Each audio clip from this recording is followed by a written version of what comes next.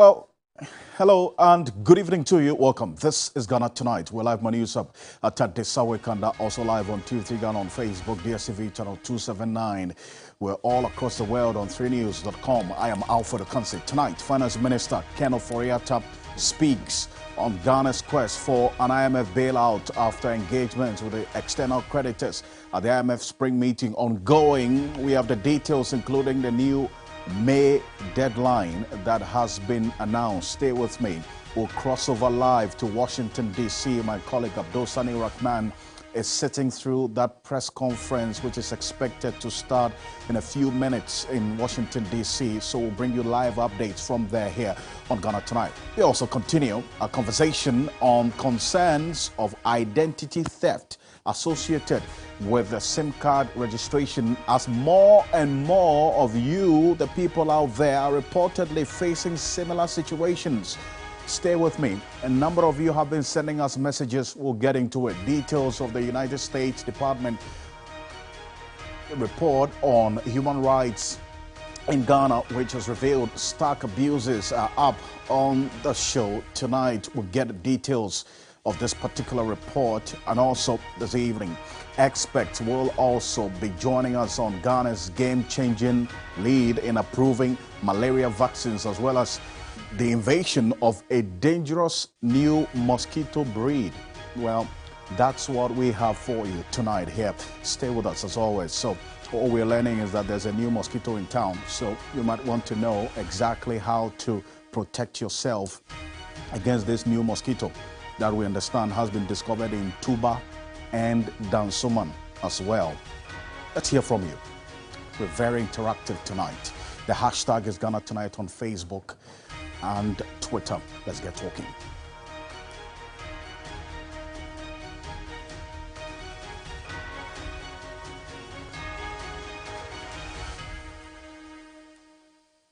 Well, let's settle for Ghana Briefs.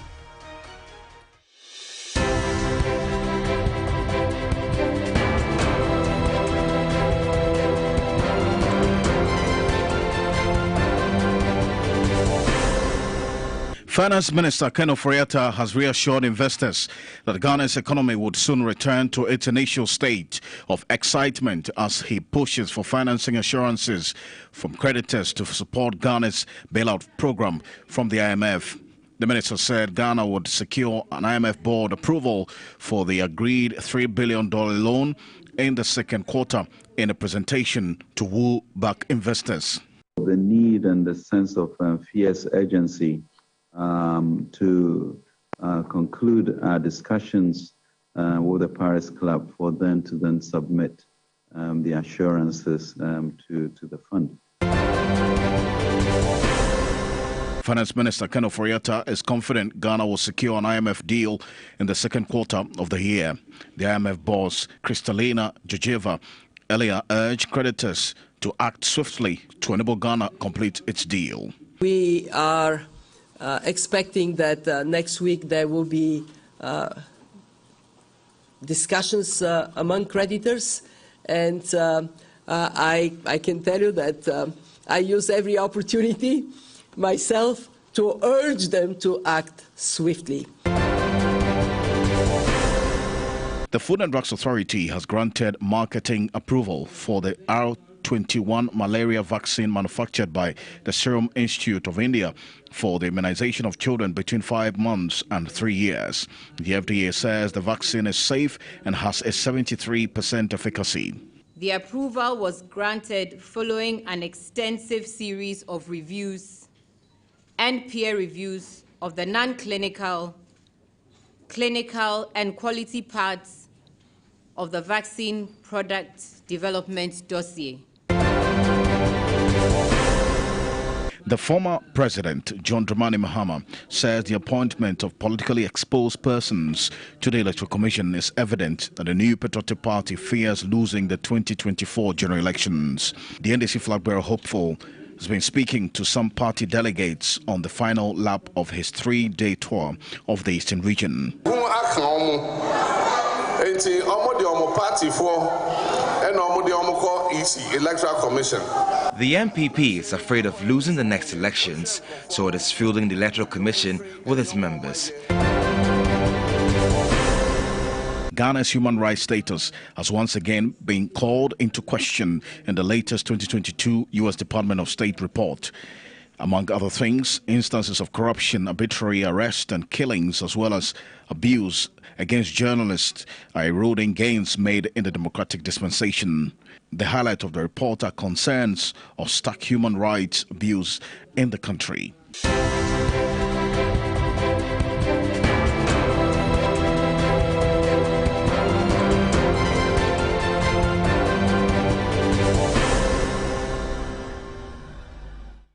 Our remarkable progress with the ongoing International Monetary Fund program is a significant boost to our recovery efforts. Considering the importance of a sustained economic recovery backed by an improved IMF program in the first quarter 2023, it is crucial for groups and individuals to consider the merit of the enhanced EDEP as well as the need for economic stability. Well, that was the finance minister a few months ago, when we went to the IMF to get a program and then also get that $3 billion liquidity support. In fact, that's not the main focus of this IMF deal. The credibility that we will get associated with this program is what government is looking at. And that's why many have raised questions about if we do not check the behavior, or if you say the misbehavior of the excessive borrowing, the IMF program may not solve our economic problems that we're faced with. That's the fundamental issue there. And so we'll see how the Bretton Woods institution will whip us in line to ensure that we don't misbehave and then get us back into this point, But we've had a number of timelines or deadlines to the IMF deal. In fact, let's do a quick recall because we have gotten another or a new deadline announced today that all things being equal, by the first or second week of May, we may get an IMF program. This is coming on the back of a number of deadlines that were missed.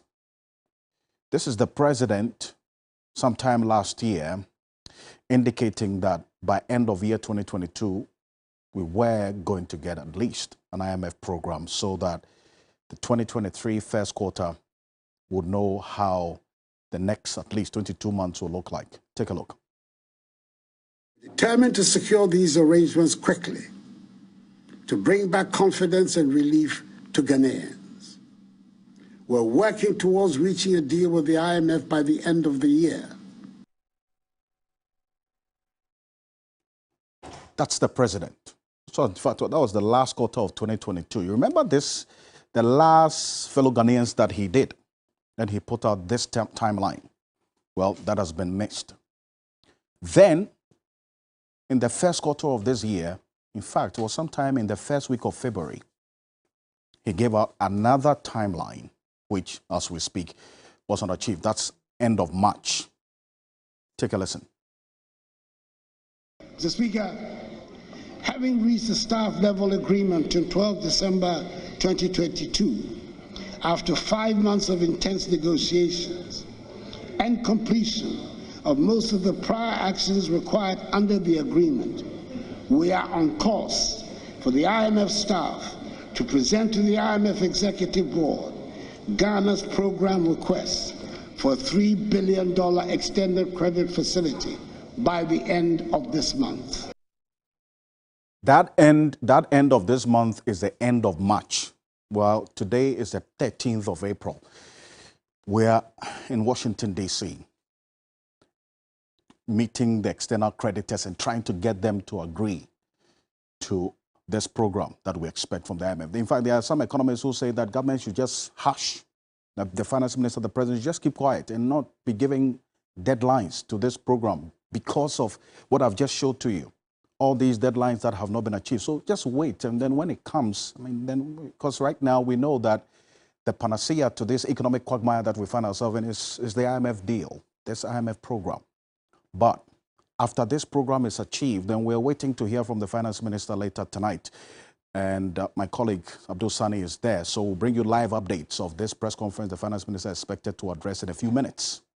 But after this IMF program, will the wanton expenditure, that's the unproductive expenditure, the excessive borrowing, bad governance and corruption also be checked so that we can save all the cedi we need to help develop this country? I think the Ghanaian people deserve this. Stay with me. We'll be back shortly after this quick break. We have that on our radar, and then also lots of you have been sending us messages after yesterday's conversation on the possible identity theft regarding SIM cards that have been registered with people's Ghana card details that don't belong to them. All right? So we have an e-crimes expert here from the E-Crimes Bureau. He's going to be joining us in the studio, as a matter of fact, to tell us how we are all exposed to all forms of risks because of this and the remedy going forward. Stay with me. We'll be back shortly after this quick break.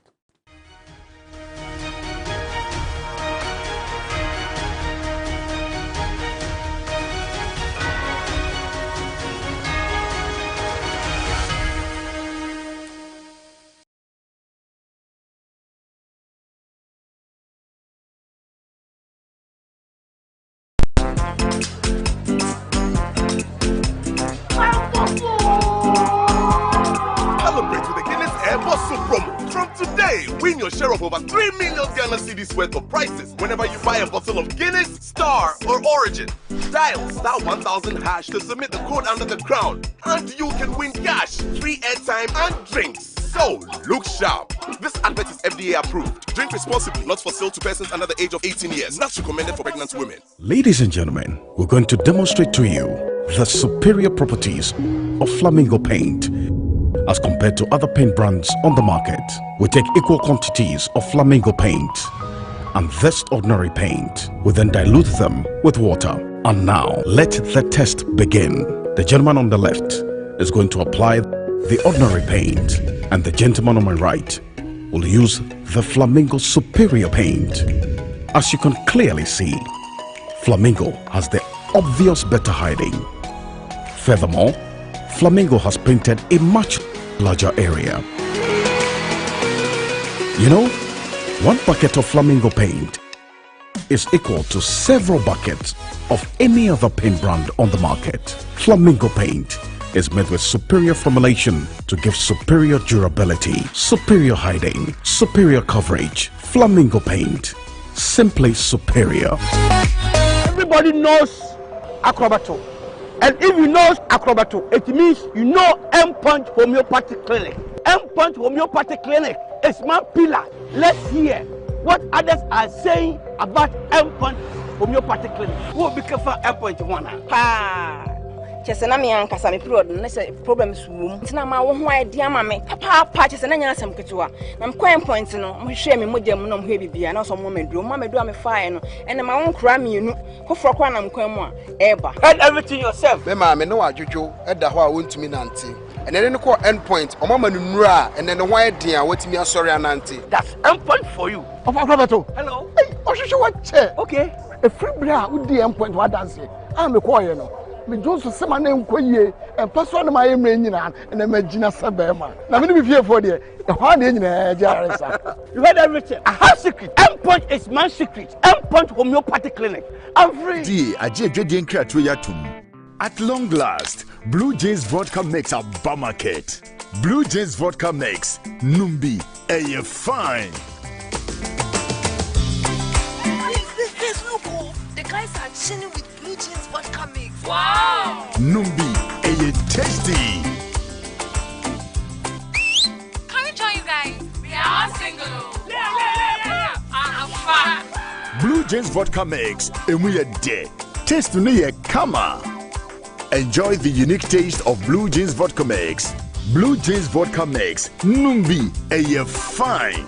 Blue Jays Vodka Mix. Blue Jays Vodka Mix. Numuni Nyansem, one ton money power in if you don't watch it. Who wins season 14 of Talented Kids? Is it NFC Dance Camp, Abigail, Rahman, Eloquence, Darkness Models, or Emily?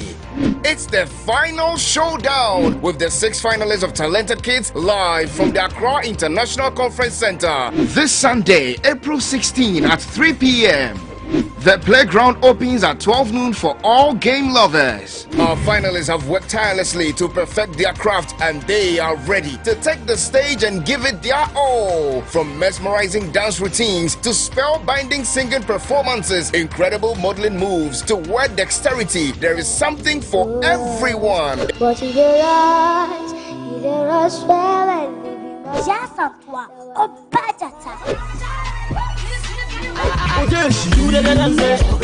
How many minerals are laughing under the capacious belly of the earth? It's going to be a night of celebration of young talents and an opportunity to witness the stars of tomorrow shine bright today. Performing artists are Dope Nation, Photocopy, and many more. Tickets are selling at a cool 30 Ghana cedis at the front desk of TV3. To vote for your favorite contestant, dial *713*13# or download the TV3 reality app to vote. Talented Kids, free to play. Powered by Indomie. Sponsored by Pepsodent Cavity Fighter, Cowbell, Heaven Black Mosquito Coil and Insecticide Spray, Enapa Mackerel, Kiki Juice Drink, Flora Tissues, Top Choco, Coco Plus, Deluxe Acrylic Paint.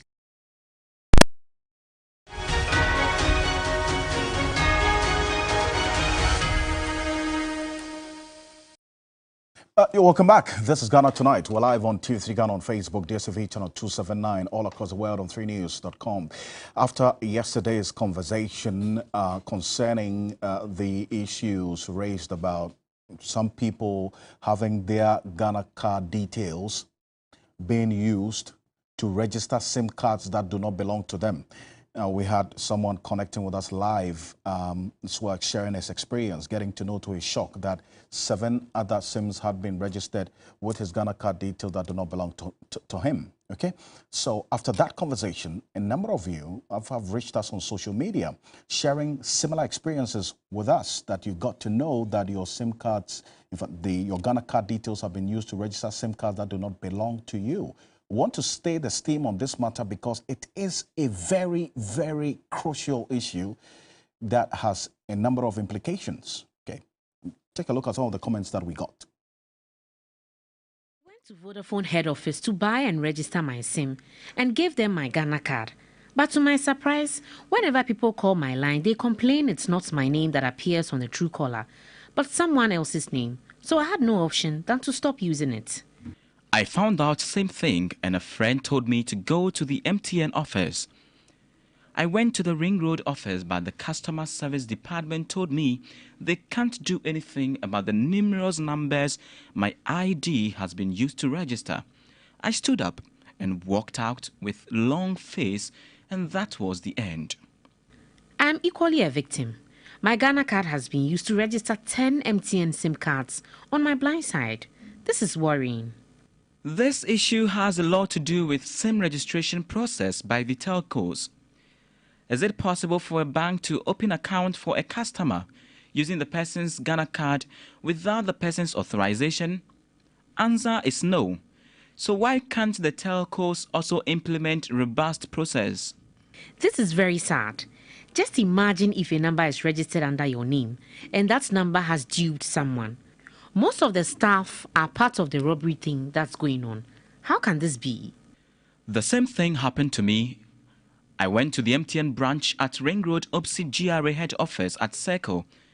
The lady told me my limit is up, but I did only register with my current SIM.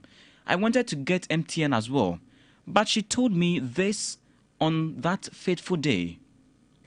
The telcos, NCA and Minister for Communication should come and explain. After all the wahala and headaches people went through just to have the ECOWAS card and get SIM card registered, I thought they said it's for our protection, but this one, yeah. In fact, I'm also experiencing same thing. I went to register another SIM apart from the one I had used earlier. and the system said I have reached the maximum number. While I know it's only one SIM, I had already used my Ghana card to register. What's going on in this country? My husband who suffered SIM. When they checked the numbers, they were mostly Vodafone numbers. Jamila, to Samuel and all of you, thank you so much. In fact, we had 1,000 messages and comments on this particular subject when we put out the gentleman who joined us yesterday's experience. So we cannot read all, but that's the extent to which this is happening. But thankfully, we have in studio Eric Kweku Mensah. He's the lead financial crimes and anti-money laundering at the E-Crimes Bureau. Mr. Kweku Mensah, thank you so much for joining us on Ghana Tonight. Thank you too, Alfred. So you saw those messages there, and the question is, how could this have happened? And a lot of people want to find out where the weakness is, asking questions of the telcos. The telcos, we've contacted some of them, contacted some of them also said, look, it is the regulator, the NCA, who has to answer questions. So where is the missing link? Thank you very much, Alfred, for inviting us to share our perspective on the subject matter. In fact, we got wind of this very incident about a couple of weeks, let me say about 2 months after this whole registration thing started. You know, we are an investigations firm, E-Crime, yes, and we have handled a lot of cases in such manner. Now, what is happening is that when you look at protocols, generally, we have something we call the technology, the processes, and the people. And when criminals actually are able to find out loopholes within either the technology that has been deployed or the processes, the protocols of the registration, or even the people involved. And I see some people actually mention that telco staff are involved. They are all part of the people factor. So vulnerabilities does exist, and that is what these criminals are preying on to actually do this SIM registration fraud. I see. So it's an entire, you talk about the technology, the process, and the people. Yeah. So all these steps have their own vulnerabilities that criminals could take advantage of. But I mean, from where you sit, is our system of registration robust? Is it foolproof to have, as it were, identify some of these things without necessarily we having these cases? Okay, so first off, I would like to say that for fraud cannot be eliminated. So even the most advanced systems that have been set up still would, one way or the other, find some slip-throughs, okay? But, this issue has become very widespread. And of course, you can identify that there are a lot of loopholes within the processes. And that is why these criminals or people, innocent people's identity documents or identity cards have been used to, register SIM cards multiple. Okay, so that is one of the major things. And with that, there are a lot of risks that we have found at E-Crime Bureau. Tell us about it. In fact, that's one thing that a number of you also sent us messages on. And we'll try to take a few more of the messages that have come in just for the interactivity purposes. But what are the risks that these people whose Ghana card details have been used to register SIMs that do not belong to them, what are they exposed to? So first off is the identity theft. Of course, identity theft is someone using your identity document without your authorization or without your consent. And you could realize that from the numerous messages that have come through, you realize that the owners of this identity document are not aware. They don't know that their IDs have been used to register multiple SIMs. Okay, so with this, let me just share a case that we handled a couple of months ago. Right. There was a fraud, mobile money related fraud. And our team actually pursued the case. We identified an old woman, I think early 60 of age. We spoke to her and she knew nothing about what had transpired. Even though the number even though the number belonged to her, the KYC documentations were in her name. Wow. So what we had to do is to come back and try to trace the actual perpetrator. I see. And, we were able to get actual perpetrators. So you use the reverse technology? Yes, to be able to get. So it is identity theft. That's the major issue that we have faced. And just to add, fraudulent activities, right now we all use mobile financial services. And you realize that your SIM cards are linked to your bank account. Even mobile money now is the ish of the town. Indeed. And you realize that when people are able to use your identity document to, get card in your name, they can use those cards to actually defraud you through the financial system. I see. So in this case that you mentioned, there's a mobile money fraud case. Yes. And the person who bears the name as the SIM owner of that mobile money, that fraud, did not know anything about that case. At all. As in that even though the SIM was registered in her name, but she had no knowledge of this act. Look, let's get a few of the messages we got as well. I think something related to this as well on the screen right now. This one here says they want to know how to ascertain if your SIM has been linked with other details. And Bright Elicam, thank you for that. We'll speak to it, okay? Yeah. And in fact, there's also a release from the NCA which we'll make reference to as we go on. This one says, found out same thing and a friend told me to go to the says MTN office, and then this one says, I'm a victim too. I found out that my Ghana card details have been used to register 6 SIM cards. Samuel Kwating says he's been also experiencing same. He went to register another SIM apart from the one that he had used and earlier, and the system said he had reached the maximum number. So those similar concerns, in fact, loads of them. So the question that they have on their minds is that how did these people get access to their biodata? That's one of the questions that runs through a number of the people that sent us messages. Typically, you realize that as Ghanaians, our security consciousness is very low. I must say, it's now that we can see some awakening within the ecosystem. And sometimes people, when you put an ID card and say an ATM card or money down, and you ask a Ghanaian to, pick the most important in terms of, let's say you are going to buy something and pick one, they are likely to pick the money because they feel the ID card, nobody can really use it for anything. And that is what the criminals are preying on. When you look at the modus operandi of these schemes, they are in 2 categories. One is perpetrators or the criminals themselves using social engineering schemes to get telco staff to, onboard them. Okay, so they pick IDs and use that for the registration. And of course, sometimes negligent or non-compliant staff or agents of this MNOs would just take it up and then they do the registration. Another thing is that they also impersonate. So using crafty social engineering schemes. Then the other aspect that a lot of people are so much concerned about, that is the involvement of telco staff and the collusion.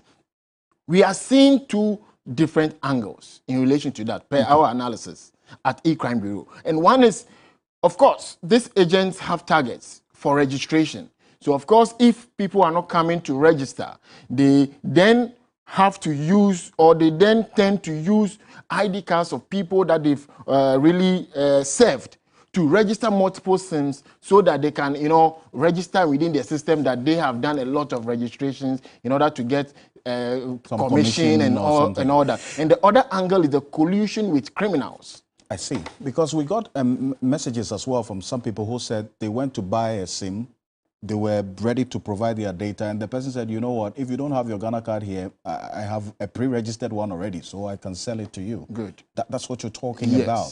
That they use the other people's data, and that's the biodata, and then get it registered. But you're talking about the risks. Apart from, for instance, people perpetrating these crimes, mobile money fraud, what are the other risks? Okay, so in relation to the risks, let me just move into the victim, or the victim point. So Okay, the first two were the victims. So let me move the perpetrator and then the telco. So for the perpetrator, who does not know anything about this registration, for example, I go and buy a pre-registered SIM card. There are legal consequences. Legal consequences? Yes, of course. You are using somebody's identity to, register a card for you to be using. So for the benefit of the viewer, you're saying that if you go and buy a SIM card and the person tells you, look, I have one that's registered, you don't need your Ghana card, don't buy it. Don't buy it. Don't buy it, because you can be put into prison, you can be fined, you can, somebody can take you on. And from the telco point of view, when the regulator realizes that there are some loopholes or there is some negligence on your part as a telco, either telco A, B, or C, there could be fines. And I think that is what a lot of people are actually yearning for, that the NCA or the regulator should actually crack the whip. Okay, so that is also another dynamics that is coming in from all these issues that are happening. Okay, so Mr. Mensah, how can people get to know whether, for instance, me, I have two numbers, right? Yeah. So how do I get to know whether it's just the two numbers that have been registered with my Ghana card, or there are other numbers registered with my Ghana card? Right. So for now, what people do is to, go to the telco and then go and inquire about it. And we all heard from yesterday's conversation that there will be some short code for you to verify. I think they are all convenient means that we can use for this verification process. Okay, but I must say that we have to be vigilant as citizens. Anytime you have your identity document, do not leave it anywhere at all. Somebody can pick it up and then impersonate you. Today it's a SIM registration. Tomorrow it might be your bank account. It can be anything at all. So we have to be cautious and vigilant. In fact, that's the statement we see on the screen there. So this is what we got from the NCA. They say the NCA and the telcos have already been actively working on a short code for individual subscribers to verify the number of SIMs associated with their Ghana card. You just type the short code on your phone, and after a verification process using your Ghana card PIN, the number of SIMs associated with the Ghana card PIN will be displayed. This short code is yet to be put out, and we understand from Engineer Dr. Kanashibe that it might be available, all things being equal, by the end of the month. But there will be no need for subscribers to physically go to the telco to verify same when the short code is operational by the end of April, after the testing has been completed and approved. But the concern that we get from the public is that this is not reassuring enough. I need to speak to this. So from the professional point of view, we usually, when things come up like this, we analyze this statements from our side of work. So our concern is that this short code that will be provided, it must have some critical processes so that criminals don't abuse it. So for example, how would you know that Eric Mensah, maybe I pick Alfred's ID, right, and I decide to check how many cards are connected to Alfred's ID. How would the short code determine that it is not Alfred that is using the ID details to verify how many SIM cards are connected to it? That it is Eric. You get the point. Absolutely. And even we are of the view that anytime there is any additional number that is added to the card, the primary number should get some notification. Say I have an MTN and I am that's my primary number, and another card, let's say Etotigo or Vodafone, is being connected and to my Ghana card. And this is just for the purposes of analysis? Yes. It's not to say that any of these telcos you are mentioning are just for the purposes of analysis? At all. Okay, yes. Great. We should be able to get an alert that ABC number or 123 number has connected to my ID card. And these are some of the protocols that, can be put in place to, safeguard the process. So until between now and the end of the month, if the viewers want to know how many Ghana cards, that's the SIM cards have been registered with their Ghana card detail, the only way is what? Go to the telco?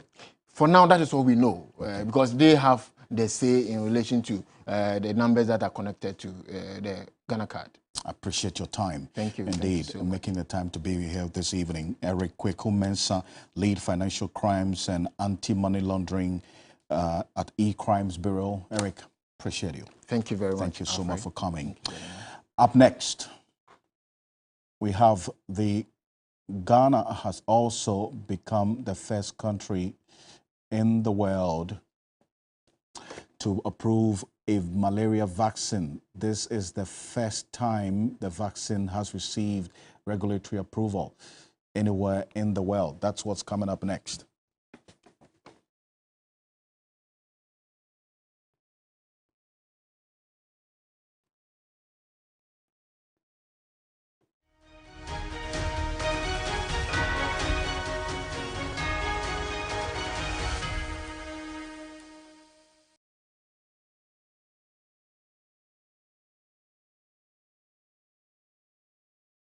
Well, that's what we do know now. In fact, the vaccine was developed by Oxford University and is for use in children aged between 5 and 36 months. The vaccine called R21 appears to be hugely effective in stark contrast to previous ventures in the same field. Ghana's Food and Drugs Authority have assessed the final trial data on the vaccine safety and efficacy, which is not yet public, and have decided to use it. In fact, the World Health Organization is also considering approval of the said vaccine. The Serum Institute of India, we understand, is also preparing for a mass production of this particular vaccine, as we're getting to know now. And let's go on to Zoom now. But before that, I want us to hear from the Food and Drugs Authority. Earlier today, they addressed a press conference on this matter. Take a look. The approval was granted following an extensive series of reviews and peer reviews of the non-clinical, clinical, and quality parts of the vaccine product development dossier. The R2 malaria vaccine has been approved for use for the immunization of children aged 5 months to 36 months against malaria caused by Plasmodium falciparum. Well, so let's stay a bit further on this. And Dr. Kwame Amponsah-Chiano is Programs Manager, Expanded Immunization Program at the Ghana Health Service, is joining us on Zoom. Dr. Chiano, thank you so much for connecting with us on Ghana Tonight. First off, Ghana is the first, from what we're reading, the first country in the world to have approved this malaria vaccine. I mean, help us understand what could have been the considerations before this approval. Well, that is not in the purview of Ghana Health Service at all. It's the Food and Drugs Authority, the regulators. For us, it's the first step for introducing any new vaccine is regulation. And so the simple message that the Food and Drugs Authority has sent to all stakeholders is that there's a new vaccine, malaria vaccine, which is efficacious and it's safe, and so you can go for it. That's a very simple message. That is all it means. It doesn't mean use it at all costs. I see.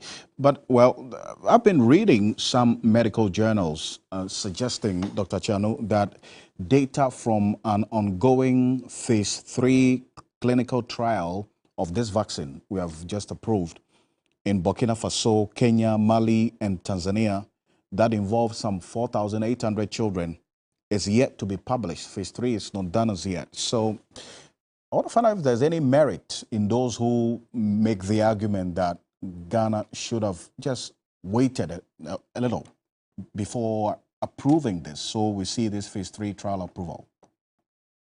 I think this question will be best answered by the Food and Drugs Authority, but suffice to say that if the Food and Drugs Authority tells us that they've approved a certain vaccine or medicine, then we know that it's okay. That's all.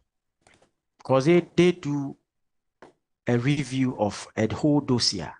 It's not just about publication. So we trust that they've done that. And therefore, if the final decision is taken in terms of policy and other issues that would have to be taken care of before any vaccine is introduced. Once we go through that hurdle, it means we have jumped the regulatory part, because you need that before you can even introduce it. And so for us, it's good news. I see, but give us a sense of how the absence of this vaccine has indeed led to the death of especially children, because this is targeted at 5 months to 36 months old babies or children in this country. You will recall that there's a malaria control program, now a malaria elimination program, which has been in existence for quite some time. Malaria control has seen lots and lots of successes. However, we still have malaria as the #1 killer of children in sub-Saharan Africa, which bears the biggest brunt of it. And so you will recall that for some time now, we've been piloting malaria vaccine in the country alongside other 2 other countries, Kenya and Malawi, for which we are now scaling up. So any vaccine, we believe in multiplicity. So any vaccine that comes to add on, it still go through a process of policy making. I mean, in terms of direction from the ministry, by extension, the Minister of Health. There's also the National Immunization Technical Advisory Group, which the minister normally will commission to look into all the issues around the vaccine and the cost effectiveness and all that, apart from the regulatory part. Then before it's considered for use. And so it's not just, as I said, it's not just we've approved therefore use. No, it doesn't work like that. It goes through a process before a final decision is made. I see. That's good to know. But I thank you so much, Dr. Kwame Amponsah-Akyano, for this information. But let's still stay with the issues of health, because after this breakthrough and Ghana being the first country in the world to have approved this malaria vaccine, the Ghana Health Service is also, I mean, your outfit, Dr. Akyano, is confirming the invasion of a new breed of mosquito, more dangerous than the Anopheles mosquito we know. The new breed known as Anopheles stephensi is also a malaria-transmitting mosquito, very evasive, spreads faster, and can adapt to a myriad of climate conditions, according to the World Health Organization. That's what we're learning now. And in fact, Ghana Health Service has also established its presence. We understand this new breed has established its presence in Tuba and Dansoman. Residents in these areas have been warned to protect themselves and how to indeed stay safe and ensure that they are not at risk of this. The Anopheles stephensi first invaded, from what we understand, Africa in 2019. The countries include Ethiopia, Sudan, Somalia, and Nigeria as well. And those are what we've learned now about this. But let's go on to Zoom quickly. And Dr. Chano, thank you so much. But Dr. Yao Anyway is also joining us. He's a senior research fellow at the West Africa Center for Cell Biology and Infectious Pathogens, WACPIC, at the University of Ghana, Legon. Doc, thank you so much for your time. This breed that we're reading has been detected, we understand, in Tuba and Dansoman. What more do we know? Thank you very much. So one thing that we need to set clear is the fact that it is thought of being discovered not because it is a new mosquito, but geographically, we have different mosquitoes in different parts of the world. Okay. Mostly in our part of the world, there are mosquitoes which like this climate. If you go to Southeastern Asia, there are also different mosquitoes that are find that climate very favorable. So over the times, stephensi is thought to be in Southeastern Asia, but not in the African region. So now, with increasing reports of identifying it in the region, I think that brought the surveillance of the entomology groups in Ghana to also begin to now look for whether there is Anopheles stephensi in Ghana. So I think the circular is to, first of all, alert, so that the surveillance team on entomology will also begin to be looking out more, and also to possibly inform on what are the likelihoods, what does maybe identifying stephensi in the environment, what does it bring? Right. You get it. I do. So if you say Anopheles gambiae, okay, right, gambiae, and then if you take Anopheles stephensi, they are all mosquitoes, but one particular thing is that they all have different competence for the different diseases that they can transmit. I see. So for Anopheles stephensi, we know that it can transmit falciparum, which is the common malaria we have in our region here, and also Plasmodium vivax. One thing is that vivax is not common in West Africa, though there are sporadic reports of cases. It's not more in active transmission. There are also cases in, say, Ethiopia that have talked of Plasmodium vivax becoming one of the growing numbers of Plasmodium species that can cause malaria in there. So one particular thing here is that one, it serves as an information. Two, it serves as information to activate the surveillance for the vector population in the different parts of the country. And three, also, it now brings us to bear if stephensi is here, number one. Number two, can we demonstrate that it has competence in transmitting, say, Plasmodium vivax in our environment? So in terms of public health, what, or from the malaria point of view, what we we think we should be doing is now asking the question, the other Plasmodium that can cause malaria, apart from falciparum, it is one of, let's call it globally, the second largest, which is Plasmodium vivax. Can we have it in our environment? I see that, and great background that you're giving to us. But for the viewers, they want to know, how deadly is this new breed that we have discovered in this country?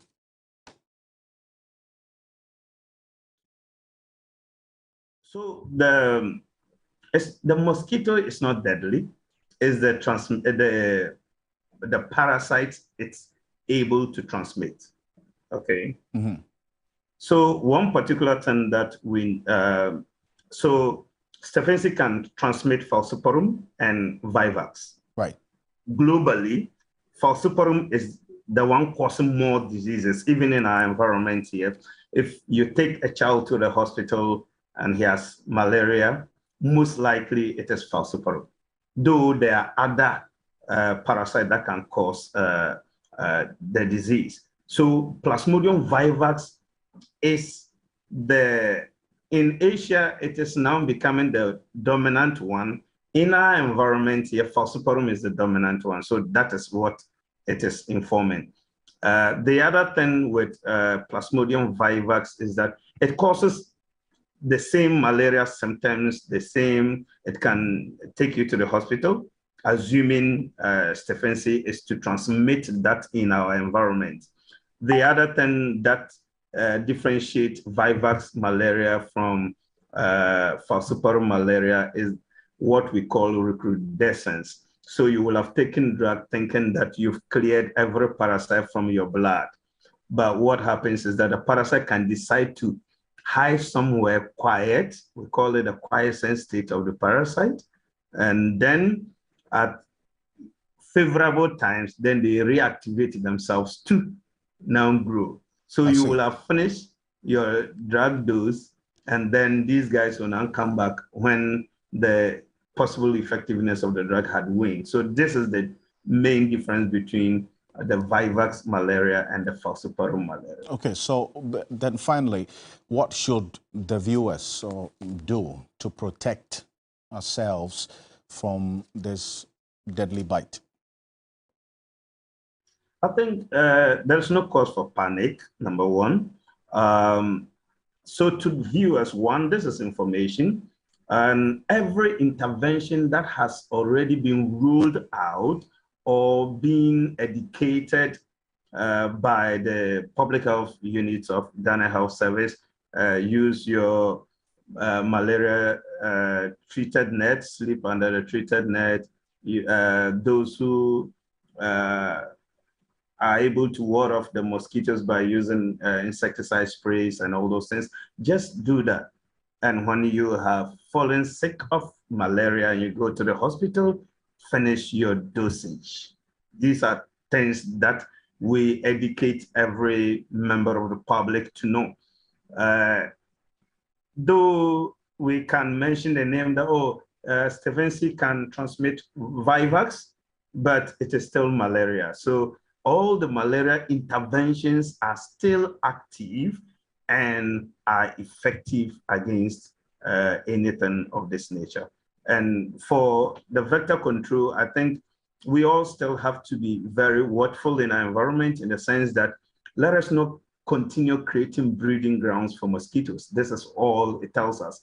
Be watchful. Let's make sure that we cleared stagnant waters, any drainage in your environment that is brewing mosquitoes. If you could clear for the water to move, that is better. So this is what I think the general public should know. There's no cause for worry.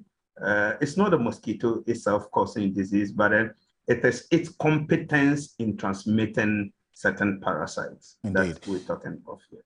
Doc, I appreciate your time on this, and then thank you so much for this information and for the benefit of our viewers as well. There's no cause for alarm, or the recommendation you put out there is what we are going to abide by. Thank you, Dr. Yao. Anyway, Senior Research Fellow at WACPIC, University of Ghana, Legon. Thank you, sir. Up next, Ghana's human rights status has once again been called into question in the latest 2022 U.S. Department of State report. Among other things, instances of corruption, arbitrary arrest and killings, as well as abuse against journalists, are eroding the gains made in the democratic dispensation.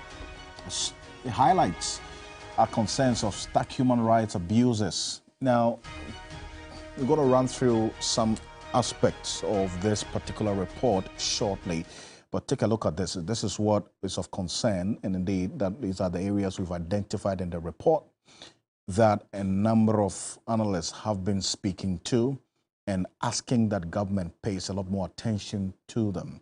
These are the aspects of this report by U.S. Department of State on this. First, of the Ghana Police Service, there are three parts of the report: issues on human rights abuse, on corruption, and then also the bad governance. The Ghana Police Service, impunity remained a significant problem in the Ghana Police Service, particularly regarding corruption and bribery. The investigation and complaints processes did not effectively address reports of abuses and bribery. Results of internal police investigations were almost never publicly released. That's according to this report. Let's take a look at the next one. Okay, we have also issues of the prison and detention center conditions, which we have reported on several occasions here on TV3. Prisons conditions were generally harsh due to overcrowding, inadequate sanitary conditions, lack of medical care, fiscal abuse, and substandard and inadequate food. And in fact, this is consistent. It's been repetitive in this particular report. The report for 2021 also captured this same issue there. And you have 1 cedi 80 pesos in the allocation to feed prisoners in this country. That's 60 pesos for breakfast, 60 pesos for lunch, 60 pesos for dinner. That's what we're seeing right now, and that's what this report captures. And you have the denial of fair public trial while the Constitution and law provides for an independent judiciary. The judiciary was subject to unlawful influence. This is coming from the U.S. Department of State report. Unlawful influence of the judiciary and corruption. Judicial officials reportedly accepted bribes to expedite or postpone cases, and that's cases, I beg your pardon, lost records or issued favorable rulings for the payer of the bribe. That's what you see. It was also contained in the 2021 report of the U.S. Department of State report on human rights abuses in Ghana. So this, from what we do know now, was not effectively addressed. That's why it has been repeated in the 2022 report. That's according to the U.S. Department of State. Then we have other issues relating to trial procedures. In July, Parliament passed a law permitting the use of plea bargaining for more crimes. As of September, that's the Attorney General had not issued guidance. As September 2022, the Attorney General had not issued guidance to prosecutors or defense attorneys on how to implement the law. So even though this is good that this plea bargaining law was passed, the absence of the guidelines has made it almost null and void. Let's go on to the next. You have freedom of expression. That's where journalists come in here, and then also other persons as well, indeed, citizens who have the right to the freedom of expression as enshrined in the 1992 Constitution. On February 11, police arrested Oliver Bakabvomawo. It's captured in this report. An activist critical of the government in response to a series of Facebook posts after initially charging him with misdemeanor charges of making false statements. Police upgraded the charges to felony treason and held him in prison for 35 days before a judge released him on bail.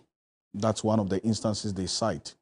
And the law also, remember about this 48-hour rule, and so they cite this 35-day custody of Oliver Bakavoma as one of the issues there about human rights violation. Then the violence and harassment aspect said there were isolated attacks on and harassment and arrest of journalists by members of security forces. Authorities later dropped many of the cases.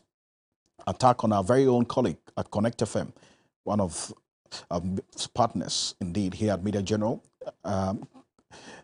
Eric Nana Jetua, if you recall that case where he took videos of police officers who had arrested someone in handcuffs but stopped to go and eat fufu at a local food joint with the said alleged criminal in handcuffs. And this journalist, a colleague of ours here at Media General, Connect FM in Takrady, took videos of this. And he was beaten to pulp by these police officers. Arrest and detention also, we saw there earlier in the media censorship.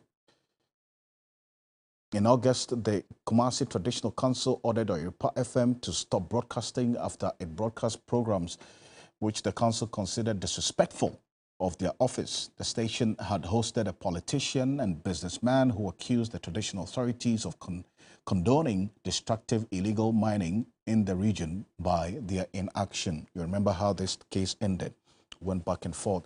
The NMC had to step in. The GJA spoke about this matter, and eventually it was settled. They had something to say, finally, about elections in this country. Now, domestic and international observers assess the 2020 presidential parliamentary elections to be transparent, inclusive, credible, and reflecting the will of the people.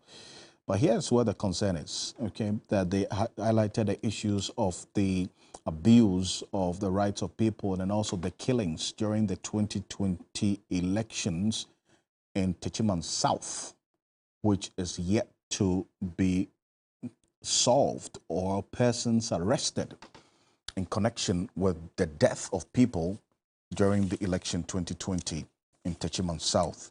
So, in fact, that's what we do know about this U.S. Department of State report on human rights in Ghana. And there are a number of aspects of this report which will be subjected to a lot more analysis in the coming days. But stay with me. We earlier advertised that the finance minister was to address a press conference in Washington, D.C. at 10 p.m. Ghana time. But from what we're learning now, the journalists are gathered. They are waiting for the finance minister to come and address them. He's not done that as yet. That's why we didn't bring you the press conference. It's not as though there is any issue of a technical HR disconnection. No, our colleague is there. Abdul Sani Rahman is at that venue that the finance minister is yet to address the press. So as and when he does, we will definitely bring it to you on 3news.com. So please keep an eye on 3news.com and then also our various social media handles. When that press conference is done, we will bring it to you. Thank you for staying with us here on Ghana Tonight. On behalf of the rest of the team, appreciate your company. I'm Alfred Ocansey. Have a good night. Ghana Tonight is brought to you by Flamingo Paint. Superior durability, superior hiding, superior coverage, simply superior.